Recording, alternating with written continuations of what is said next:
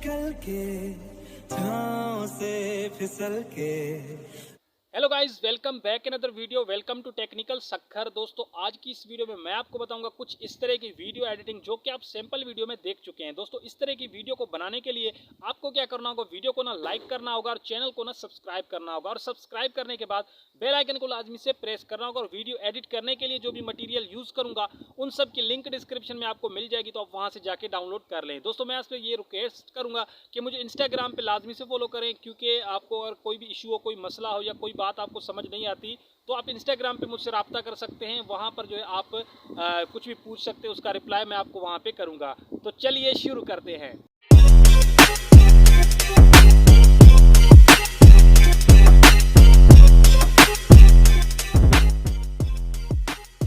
So guys, सबसे पहले आपने काइनमास्टर एप्लीकेशन ओपन कर लेना है। ओपन करने के बाद आपने क्या करना है, यहाँ पे प्लस वाले आइकॉन पे क्लिक कर देना है। प्लस वाले आइकॉन पे क्लिक करने के बाद यहाँ से आपने 16:9 वाला रेशो सेलेक्ट कर लेना है।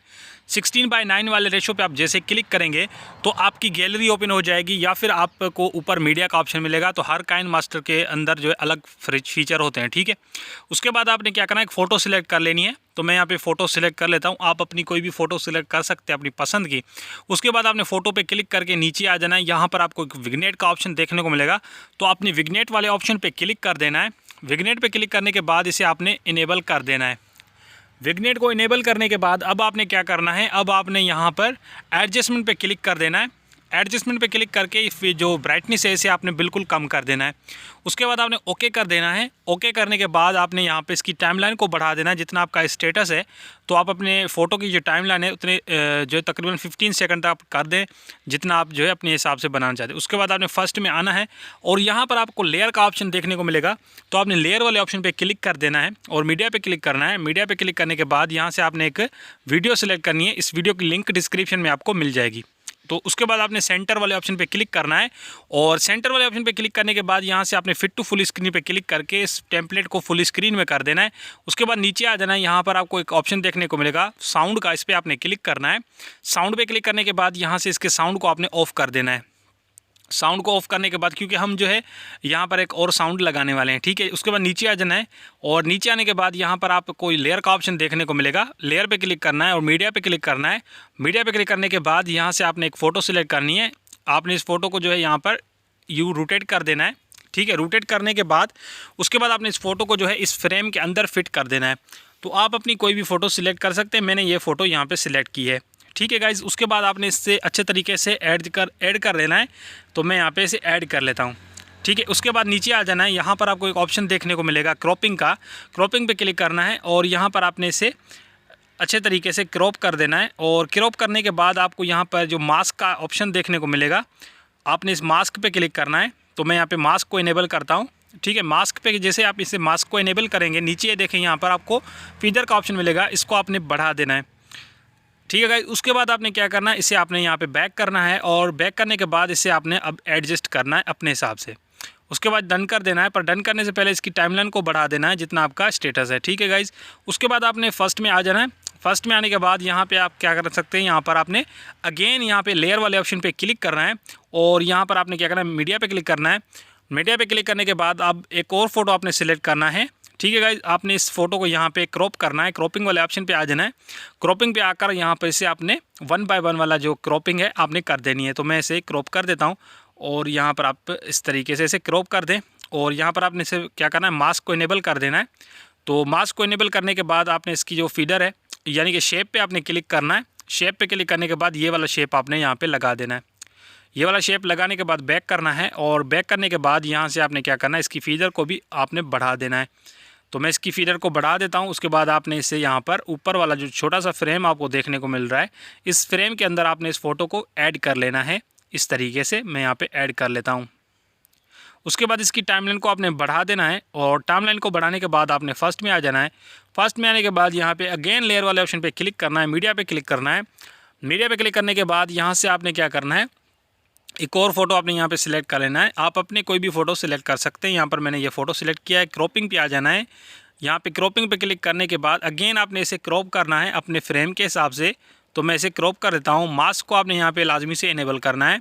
मास्क को इनेबल करने के बाद यहाँ पर आपने क्या करना है, शेप पे क्लिक करना है, लेकिन आपने इस बार शेप पे क्लिक नहीं करना, इसकी फ़ीदर को आपने बढ़ा देना है। तो मैं इसकी फ़ीदर को जो है बढ़ा देता हूँ और यहाँ पर इस फ़ोटो को जो यहाँ पर इस बीच वाला जो आपको देखने को मिल रहा है यहाँ पर फ्रेम, इस फ्रेम के अंदर आपने इसे फ़िट कर देना है। सो गाइज़ यहाँ पे इसे भी आपने फ़िट कर देना है इस तरीके से। तो यहाँ पर मैं इसे फ़िट कर देता हूँ, आप अपने हिसाब से इसे फ़िट कर दीजिएगा।